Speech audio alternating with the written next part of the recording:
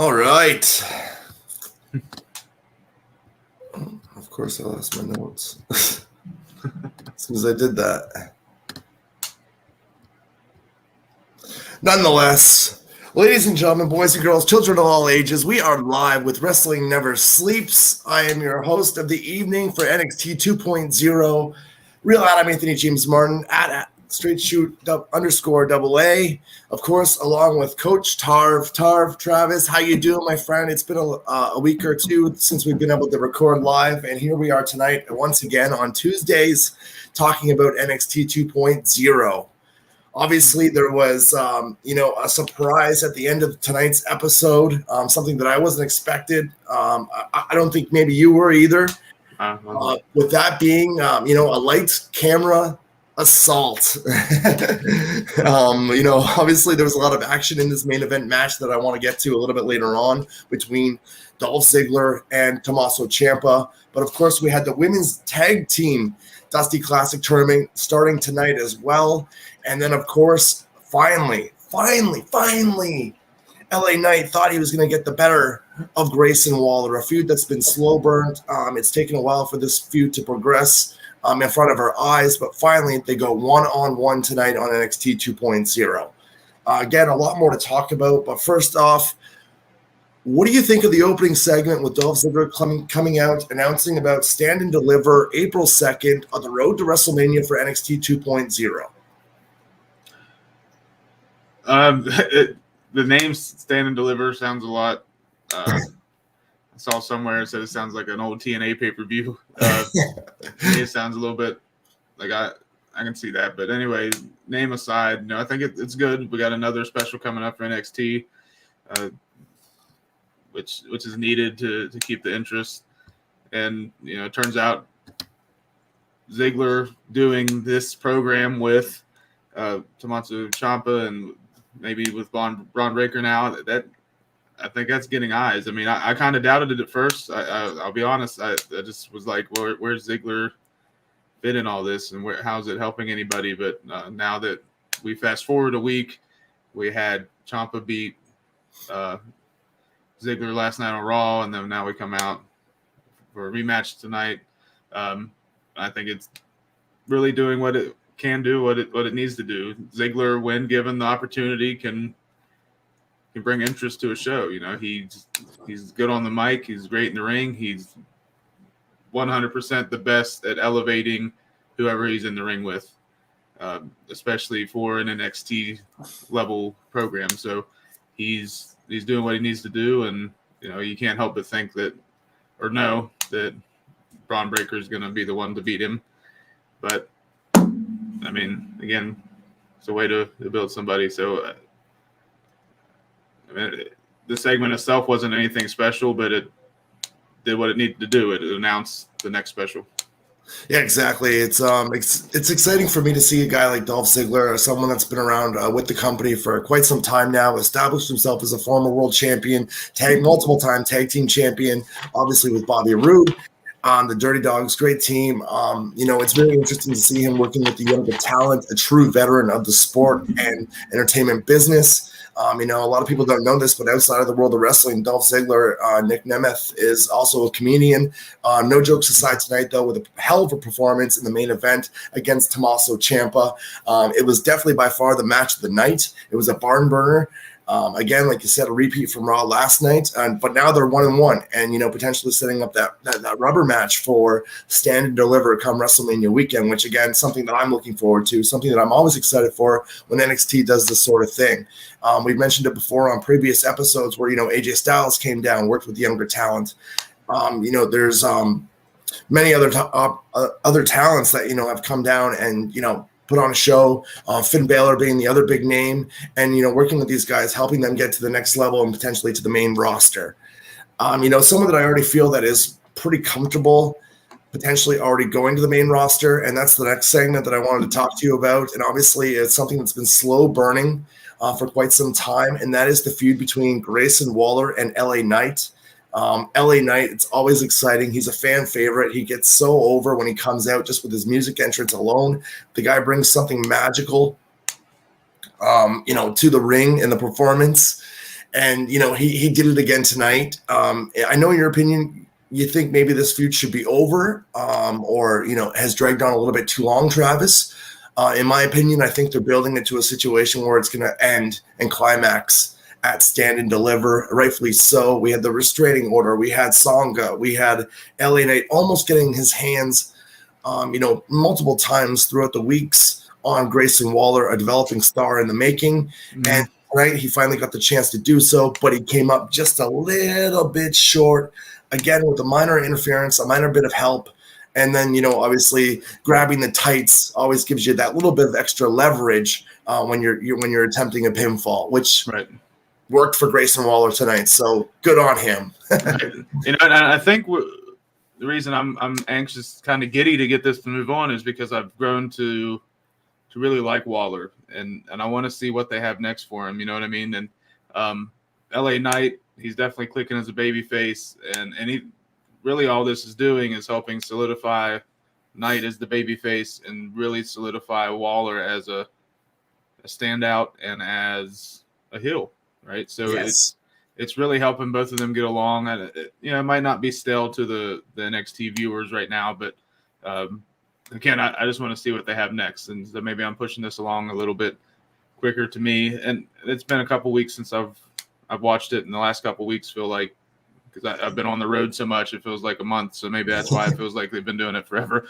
But when I go back and rewatch everything, like you said, they're long-term storytelling. And when you look at how the crowd was involved with it, I don't think that it's hurting anything as far as the audience is concerned. Exactly, 100%. I think they're making us want to see more by giving us less, and I think that makes a huge difference compared to the main roster stuff that we see usually get rushed through, or other brands that rush programs through. Back in the glory days, the late 80s, early 90s, this is how they would do it. Both guys not being able to touch each other, get in the ring or fisticuffs with each other. And they're doing it right in NXT 2.0 with this specific program, in my opinion. Grayson Waller, he doesn't look like the biggest, baddest guy. He kind of looks like a cheap ripoff of Razor Ramon back in the day. But he's very, very athletic, lots of talent. And week by week by week, we get to see that growth spurt, in terms of his talent and in-ring ability, which is always huge for NXT to develop those new stars for the main roster. And I think he's right on track to being a stardom, superstar level in the matter of the next year or two. Definitely. I expect nothing but moving up for him, right? As long as I guess we'll find out. And maybe what I'm really interested in figuring out is, he's had Styles, he's looked good. He's got LA Knight and he looks good. Can he get somebody that's not already up here and look just as good? Yes, key point for sure. I think that's the whole progress port for him as well, putting him up with these top tier guys so we can learn to return the favor to the guys lower on the card. And I think he's got the ability to do it. We know LA Knight's kind of newer, but he already had that name power. Yes, as a different name. A lot of experience in the ring with multiple different companies. He's been a champion. He's well known. He's been a heel. He's been a face. I think his best run so far, obviously, with NXT 2.0. There was some time where he was going against Cameron Grimes. That was highly entertaining. But now we're seeing a more serious side of LA Knight in the ring. So not only can he be entertaining outside of the ring, but the in-ring ability just backs it up just as much. So very cool part of NXT, something that I was looking forward to. Obviously, there was, again, like I said, a cheat to win formula for Grayson Waller, which helped him succeed to even the odds, in this feud and get ahead of LA Knight. And again, something to look forward to with Stand and Deliver coming up for April 2nd, WrestleMania weekend. Now, another big part of this event tonight, Travis, that I was looking forward to, that I feel that NXT might have dropped the ball on building up, was the Dusty Women's Tag Team Classic. Now, we've mentioned it before. You're a tag team champion. You know all about the division. You know how tag team matches work better than I do, other than, just being a fan of it all. But, in ring tonight, it seemed like the women's tournament kickoff night was a little flat compared to the men's Oh, side of things. For sure. We had one that went 2 minutes, 44 seconds. The other one went 3 minutes and 26 seconds. And, you talk about a tag team match. In wrestling, it's like you go out there, you don't have to get all your spots in, right? You don't get all your shit in. Just make it make sense. Well, when you're given less than 3 minutes or just over 3 minutes, what do you do to make that make sense? You shouldn't be able to be beaten 3 minutes. You know what I mean? Especially when you got two different matches and you're going for some kind of glory, like it's a trophy, the Dusty Classic. It's supposed to be the best. 100%. Sorry, but if you're only going to give 6 minutes for two of the matches that are qualifying for this, why should we give a shit about the Dusty Cup? Exactly. At this point, I don't. I'm not invested I'm whatsoever. I'm hoping they let the finals, or this was the semifinals, right? I'm hoping they let the finals go crazy, like they probably can, but they just didn't get the chance tonight. So I don't know if it was try to rush it, if they had a Vengeance Day hangover and had a lot of stuff they wanted to get through. I don't know, but if we're going to take the time to make the stakes mean anything, you got to let them have time to develop in the ring and make people care about them. For sure, 100%. So 100% disappointed. Right. And also, I really enjoyed the men's Dusty Cup, but this is the inaugural women's Dusty Cup, correct? Am I wrong in that? So there you go. We had one last year. Okay, so the second one. Just to me, not the way you want to start that out. No, I think the main issue here, a lot of it has to do with roster depth when it comes to the women's division. I don't think it's different with the men's because we have the Creed brothers. They're a natural tag team. Right. We have MSK. They're a natural tag team. And when you look over at the women's side of things in the brackets, it seems like they're just dropping names into brackets and pairing them up with anyone who, was available. Who wants to work Tuesdays? Okay, you're in the tournament. And that to me, though, would almost mean that you want to take who's there and build them. If you're going to do this and it's going to be something that you want to continue, give them time to do something. You don't have to have both matches tonight. Let's have a match this week. Let's have a match next week. You can draw it out an extra week like that. There's nothing wrong with that if it comes to letting them have a match and let them do more than go out there and, not even break a sweat, not even do anything. If you want this to mean anything, but as right now, I care more about whether or not Punxsutawney Phil's seen as his shadow than who's going to win the Dusty Cup. Exactly. And again, like we have women that are on that show that are great, excellent individual wrestlers and talent.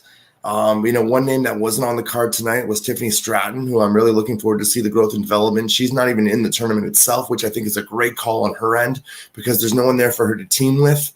She's going to make a great individual effort. Iro Shirai, my personal favorite female athlete, and the most accomplished in NXT 2.0 going into this tournament, teaming up with Kaylee Ray. That's a great combination, but again, they're not tag team wrestlers. It takes a long time for talent to go from that individual spot to a tag team spot and learn how to work both styles of matches, as I'm sure you know better than I do. So. The fact that they're rushing it through, they're not developing it properly, they're not building any of these teams up, even if they are just thrown together.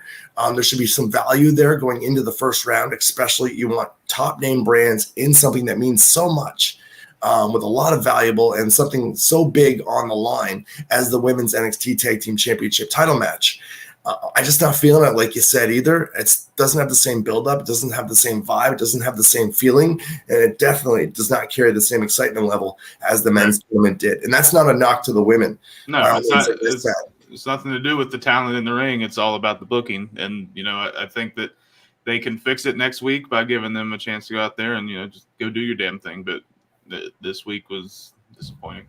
Yes, very disappointing. I was like, oh, okay, you're just filling in time now.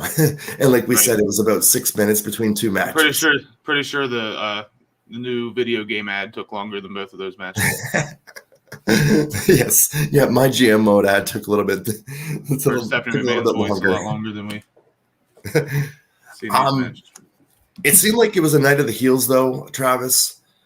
Getting over tonight, it reminded me of like old style Kevin Sullivan booking back in WCW days. A lot of the heels took the spotlight away from the baby faces tonight. Again, Duke Hudson with Dante Chen. There's a bit of a grudge there with Chen being injured by Hudson earlier in the year. Chen coming out strong verbally, wanting that match with Duke Hudson. I don't know too much about either of the younger guys. To me, Duke Hudson looks like he should be with the Daisy Duke team on what's that show? Dukes of Hazards. Yeah. But nonetheless, Duke Hudson takes the win. Just completely puts Dante Chen in a position where what do you do with him now? He tried to get revenge tonight, and again, it was another quick match, more of a bit of a squash, in my opinion, and something that really didn't do anything for either of the talent in the ring. Because who is Dante Chen? We haven't seen him do anything promising. Nothing accomplished here in NXT 2.0 yet. And it looks like they're trying to build up Duke Hudson to another level, but it's just not working for me either for some reason. Do you feel the same way about the situation? Again, I'm with the whole who's Dante Chen thing. I feel like he has a look. I mean, it's a little bit different. He's like this, obviously of Asian descent, but he's got this kind of cowboy look. So a little bit different. But Duke has been around a little bit. I think he's been on a couple different shows. I don't know that he was ever. I think he might have been on the main roster at one point. So this is just a repackage, and it reminds me a lot of like a Wade Barrett kind of thing. I don't know what they're trying to push him to do. I enjoyed the Razor's Edge that he gave out, but I think we'll see in the next couple weeks. Who's this Duke Hudson going to be, and where are they building him to? But I agree with you. I think he needs to do more than, again, I'm not a fan of squash matches. To me, they don't do anything. It just makes me not want to see you because, it's going to be 2 minutes and nothing. I want to see what you got when you get in the ring. Exactly. At least get a couple spots in. Right. But that was not the case tonight. Time and place. This one made a lot more sense than having 2 tag team squash matches for a Dusty Cup. But again, we'll see where that goes. I don't know much of what to think about either one of them right now, to be honest. Definitely, 100% agree with that. There are 2 names that I know what to think of, though, moving forward, Travis.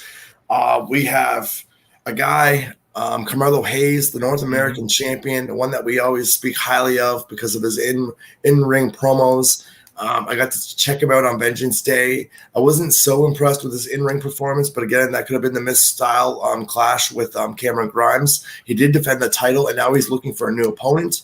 And his call-out was answered by a man that we also got to see win on Vengeance Day, and that is someone that we do know all about, and that is Pete Dunne. Someone that I always enjoy in the ring. Decides to interrupt the what was it called? The Melibration? Yeah, the Melibration. Sounds a lot Melibration was interrupted. Pete Dunne comes in and fights for that number 1 contender spot for the North American Championship. I think he wants to have it next week. But of course, we never really got the result of that. Before we could actually get to the bottom of that, Cameron Grimes comes out of nowhere, bam, smacks out, takes down Carmelo Hayes, takes down Trick Williams, and by the time we get back from a commercial break, there's already a match in progress. Right. Trick Williams, Cameron Grimes. It was a bit of a squash as well. Now, let me ask you that. Did you think there would be a tag team match when they went on? Yes.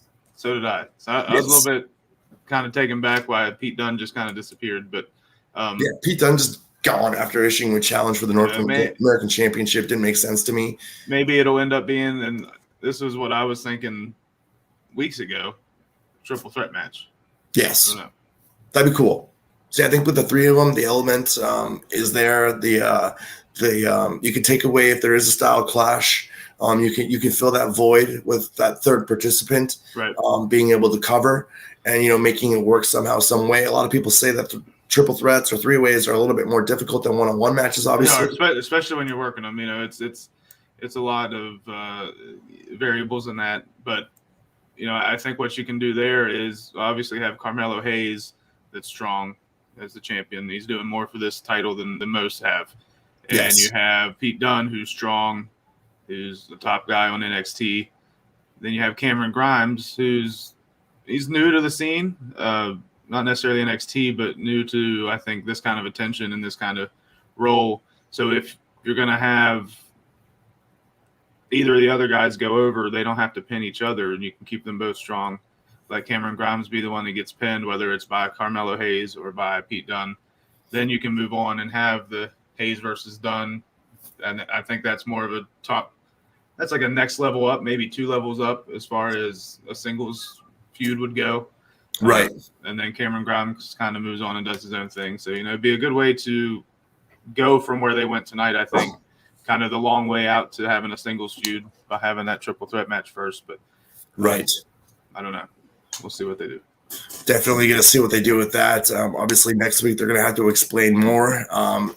Whether we get that one-on-one match with Pete Dunne and Carmelo Hayes next week, or if we get that stand and deliver, or like we just suggested now, maybe it's a triple threat where it also involves Cameron Grimes getting another shot at the title with the other 2 participants. Either way, that is something that I'm looking forward to. It's exciting to me, and I'm a big fan of Hayes so far. Out of the ring. In the ring, I still like to see a little bit more, but I'm always a big, big fan of Pete Dunne as he just brings it each and every time. And he is the serious part of this program. He means business, no gimmick needed, just a straight up badass. The bruiserweight in hand, in person, live on NXT 2.0 is always something I look forward to. For sure. What do you think of this whole, not to move on or even take your spot at hosting this, but this Briggs and Jensen stuff, is it driving you nuts too? I was gonna the whole dating app thing to me, I kind of made me chuckle because it's bad. It's right. Really bad. It wasn't a good chuckle. It was a bad chuckle. It was a bad laugh. I'm laughing at them, not with them. I'm not buying into it. It's just ridiculous, over the top, something that you might see again in the glory days of old school wrestling. With the vignettes and stuff like that. It's too comical. It's too out of place. It doesn't make sense for me yet for these two to be doing these things. Like, why is one tag team partner ripping on his other partner consistently and trying to make a joke of him? Right, and not well, like not doing it well either. No, and that is what it is. Like you said, it's almost a comic relief. Makes you feel like they're not going to get pushed anytime soon, but they're going to be there, kind of like the rip off R-Truth. You see them, you get a little chuckle. Although every time I chuckle because of R-Truth, it's usually because I actually enjoyed it. It's he's good at what he does. Admit a little bit there, but what I did like backstage though was that Chase University skit. And I don't know why. I think because I just as a teacher also and as a coach, I just enrolled. Sometimes you just want to do that. Yes. I can imagine so, right? You got the smart-ass class, the smart-ass student, the class clown, whatever. You just get your shit and get out. It was that. I'm not going to say I haven't done that before, but I'm glad, because you probably won't be a teacher right now, right? Right. Let's keep your job intact by not following what Chase did tonight. But that just makes me want to enroll and chase you. That invested me. Actually, the teacher and coach in me really, really enjoyed that and had a good little chuckle at it. That was funny. I'm glad you brought that up, because I didn't even have that in my notes, and that's something that I did want to bring up really quickly as well. Despite the one program being not so great. With the dating app and stuff like that, and then it just ending with a picture, and then the bad comedy involved. But the Chase U stuff really made me laugh, legitimately laugh in a positive manner. So there's good sides of comedy, there's the bad sides of comedy that do fit into the sports entertainment business, and we got to see both tonight. Now, on another serious note, though, without the comedy aside, we had a special debut. Someone that they've been hyping up through vignettes and promos. She's multi-talented, singer, dancer, a legit athlete. And, we heard that roar from Nikita Lyons tonight in ring. She went over obviously because they want to make her look strong. She has the look, she's got the physique, she's got the talent, she's got the skill. I will say that she's greener than my green screen and the outfit that she was wearing, as you can obviously tell. But that is something that you can build and mold into a superstar as well. She's not as one dimensional as a Nyla Rose or someone like that, and she's not as agile as a Sasha Banks or a Bianca Belair, but she has that Raquel look and to her. She's got her own style, and we've seen her finisher tonight hit big, and I think she finished strong in the whole match. That being with Kayla Inlay, someone I don't know too much about, but she obviously put Nikita Lyons over the right way tonight because I was impressed with the performance. We didn't get to see Tiffany Stratton, as mentioned before, but this was a great replacement in Nikita Lyons. What did you think of Lyons' debut? I think it was a good one. She comes in, as you said, she has this powerhouse offense.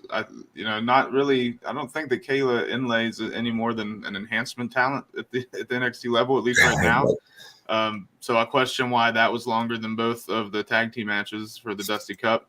If you're going to put somebody over strong, it probably shouldn't be as long as your two Dusty Cup matches, but whatever. But definitely a way, Nikita again comes in with powerhouse offense and looks strong, and I think it did what it needed to do. Probably a little bit too long if there was a true squash match, but maybe they're going to give Kayla Inlay another chance. Potentially down the road, but right now the shine and the focus was on Nikita Lyons, and she went over. And much anticipated, much hyped. I don't want to much hyped. I don't want to step out and say anticipated, but a much hyped debut. Exactly. Now, something that was surprising, something that was, something I was looking forward to essentially was having Imperium on the show. They did appear. They did. Right after I read your text about you need some Gunther. Yeah, I know. I was messaging you. We need some Gunther to turn this program around. He did make an appearance, but he did get wiped out tonight. It's the first time that we've seen Gunther really vulnerable and hurt, even though it was a sneak attack. Inadvertently saving Bevins was Solo Sikoa. It pays to be a Samoan and in WWE. Pays to be an Uso. There you go. I mean, if you're going to cheap shot Gunther, that's the way to do it. That's the way to make a name for yourself. And, they're squaring up next week on NXT 2.0. That's something to look forward to next week. And this is a matchup that, was slow building from the previous week as well. So they made it fall into place. They're making it make sense between two top guys that I believe they want to have be, contenders eventually down the road for the NXT World Championship. Obviously, Gunther being one of them and Solo Sikoa being the next now. Putting these two in a program, it kind of makes me question, though, why now, especially when they're both trying to grow. You got to have a winner. You got to have a loser, unfortunately. But it's going to be exciting to see these two big monsters mash up next week on NXT 2.0. What did you think of the segment with the Creed brothers prior, trying to have their celebration for the Dusty Tag Team Classic, Imperium interrupting, and then the end result being Solo Sikoa getting the one-up on Gunther? Again, I don't think it was a segment itself as a promo that stands out for anything, but I was very happy to see Imperium, just as we were talking about when we were texting. I read your message and then looked up, and here comes Imperium. It was almost poetic, but they come out as somebody I hadn't seen for a while. Were they there last week?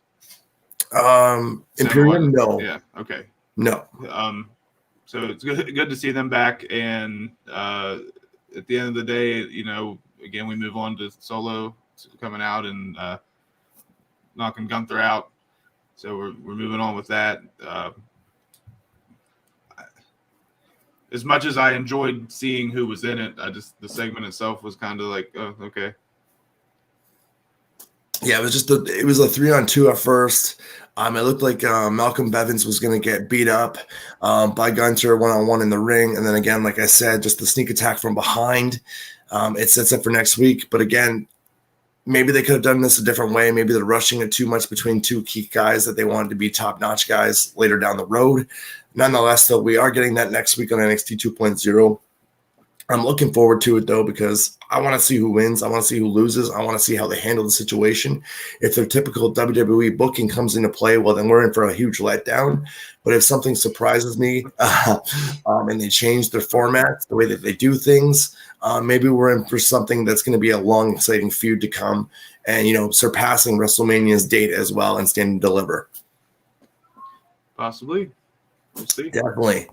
Now, we have already talked about it. The main event of the evening, Travis, Ziggler versus Ciampa.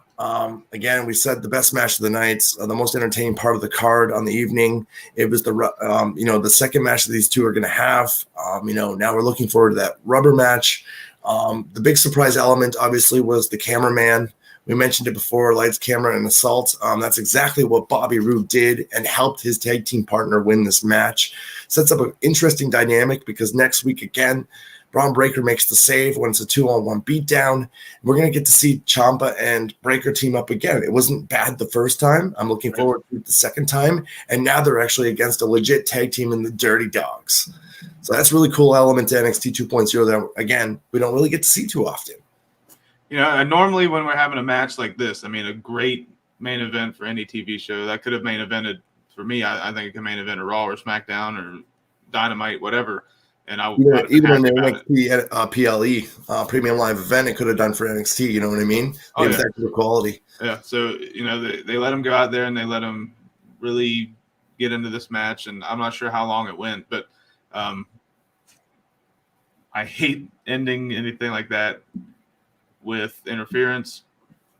But in this case, this interference led directly to what is going to be a payoff. Yes. Right. So it wasn't just like a interference for interference sake. It was something that's leading to something else down the line. And maybe with it being Robert Roode, Bobby Roode, whatever he goes by now. Mr. Roode. Right. Maybe with it being Mr. Roode. Maybe with it being Bobby Roode, that was something that maybe I'm a hypocrite and it's okay when it's somebody that I like, but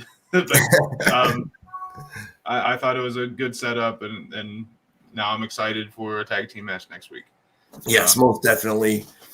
Again, overall, the last 2 weeks for me, this previous week for Vengeance Day and this week, again, overall fell a little flat. There was some exciting parts. There was some parts that I felt was done right to lead up to next week. And again, stand and deliver. They're trying to build that premium live event up with what's going on starting now. I was excited to see Bobby Roode there. I'm excited to see him next week in this tag match with Braun Breaker and Ciampa again. And it just keeps on growing for NXT 2.0. I think the right move was to move to Tuesdays to just focus on their self, build up the talent that they want to build up for the future of the company, the business, the main rosters down the long road. And I think they're doing it slowly but surely. Whether we agree or disagree with how they handle things, in certain programs, it's not our call, unfortunately. If it were, maybe there would be a lot more mistakes being made, but maybe there'd be a lot more right things as well. But that being said, though, another entertaining week overall, even though it did fall a little flat in some parts. I think NXT 2.0 is just in a program that I can't get enough of, and I look forward to each and every week. And now that they've announced another premium live event, Stand and Deliver is the next on my calendar. Right. Overall, as you said, there were segments. There was part of it that felt flat. I was expecting a little bit more of a rebound coming off of Vengeance Day. Unfortunately, didn't get to see Vengeance Day, but maybe that's even why it felt even a little bit more flat to me. It wasn't that I didn't enjoy it. I thought it was still okay, in the grand scheme of things. But I think that next week maybe we will start building more towards this Stand and Deliver. We'll start to see more. Hopefully we'll get a tag team match that can deliver for more than, just a few seconds. So it's not a waste of all this promotion that they put behind the Dusty Cup. And I think that's where the real sour spot for me was. Yes. Three matches that meant nothing because of the time. Yep. So hopefully next week we get to focus more on the in-ring stuff and take a little bit of the stupidness out of this whole dating thing, whatever's going on there. Dating apps. So again, if I would rate tonight out of 5, I would have to give it probably a 2. It wasn't the best. Well, it wasn't the worst. I mean, it's still going to have me coming back to watch next week. So I guess at the end of the night, that's what they want. You're going to have your hits, you're going to have your misses, but they again make me want to come back next week to see what's going to happen with Rude and Ziggler, and Breaker and just on down the line. Let's see what's going to happen with LA Knight and Waller next week. Just so many different things that are going to make me come back. Unfortunately, not the Dusty Cup. Exactly. They did do their job overall. But again, yeah, the Dusty Cup just fell flat. It was too quick. I mentioned it 3 times. If that doesn't tell you how much it disappointed me. Well, we were so excited for the men's tournament, right? We were enjoying every single match. We questioned the women's could have been just as good. Yep, it could have been for sure. But definitely wasn't the case. Obviously next week though, we're going to see what happens, how they build it up to the next premium live events. So I got hungry. Yeah, someone is hungry. The boss of the house is telling me that it's feeding time. Before we go off air though, Travis, I will mention that as you can see the background, I'm back home in Canada.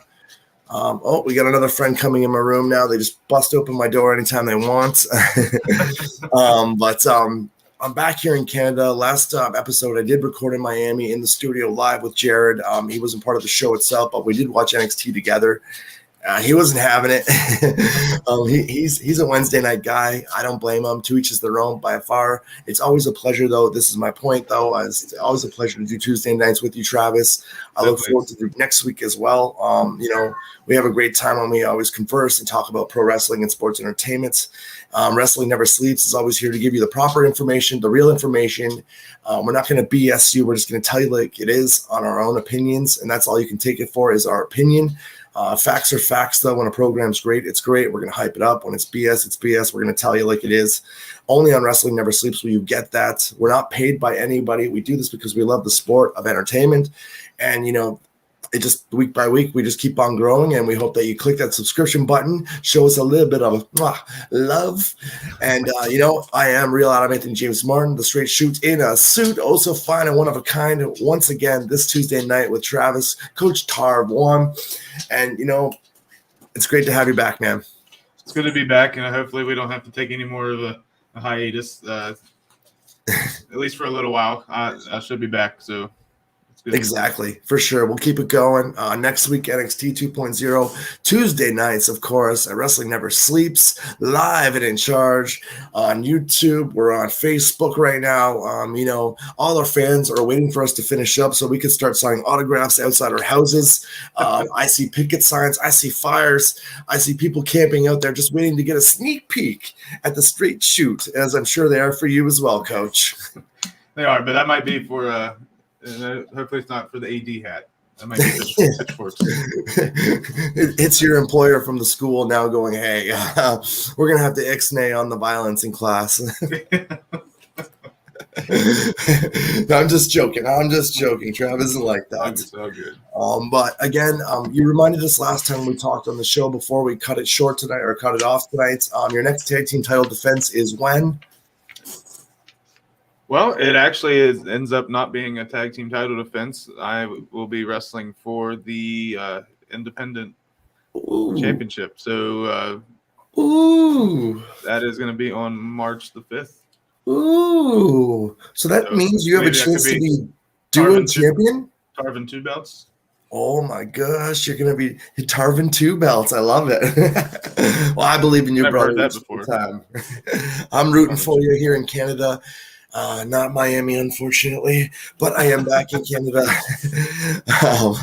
So with that being said, good luck with that match going into the 5th in your singles title run or challenge. Hold on to those tag team title belts as long as you can as well, so you can be Tarv 2 belts, because I like to call you that on the show. And again, for everyone tuning in, watching live tonight, oh, look at that. He brought it this time. And what a beauty it is. Beautiful. Beautiful. And like I said, if you ever need assistance at ringside, I know a guy. Hop on that plane and come on down to Carneysville, West Virginia.